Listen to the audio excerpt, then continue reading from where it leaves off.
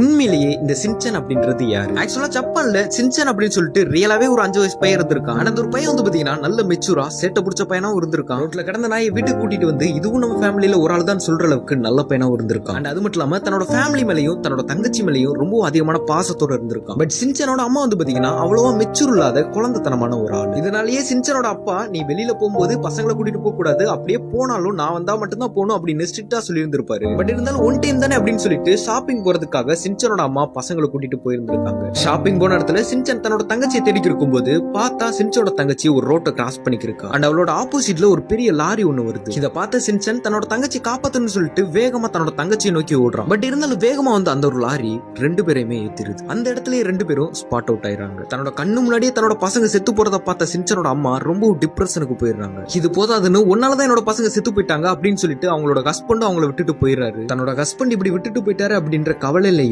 பாசமா நம்ம பசங்க தன்னோட கண்ணு முன்னாடியே இறந்து போயிட்டாங்களே அப்படின்ற வேதனையிலையும் அவங்க வீட்டுக்குள்ளேயே முடங்கி போய் நடப்பணமா இருந்துட்டு வந்திருக்காங்க. ரொம்பவும் டிப்ரெஷனோட அவங்க வீட்டுக்குள்ளேயே சுத்தி சுத்தி வந்து இருக்கும்போது அவங்க பையனோட குரல் கேட்க ஆரம்பிக்குது. வீட்டுல எந்த மூலைக்கு போனாலும் அந்த பையனோட குரல் கேட்டுக்கிட்டே இருக்கு. சேட்டை பிடிச்ச அந்த பையனோட விளையாடின விளையாட்டு, குறும்புத்தனமான பேச்சு, இந்த மாதிரி அந்த பையனோட நினைவுகள்லாம் அவங்களுக்கு வந்து வந்து போக ஆரம்பிக்குது. இதையெல்லாம் பார்த்து அந்த பையனோட அம்மா அந்த பையனோட குறும்புத்தனமான விளையாட்டு, வேடிக்கையான பேச்சு, அவனோட நினைவுகள் எல்லாத்தையுமே எழுத்து வடிவமா கொடுக்க ஆரம்பிக்கிறாங்க. இந்த ஸ்கிரிப்ட் எல்லாத்தையும் பார்த்த ஒருத்தர் அந்த பையனோட எல்லா பிஹேவியரும் பிடிச்சு போய் இதை நம்ம மக்கள்கிட்ட எடுத்துட்டு போகணும் அப்படின்னு சொல்லிட்டு சின்சன் அப்படின்ற ஒன்ன உருவாக்குறாரு.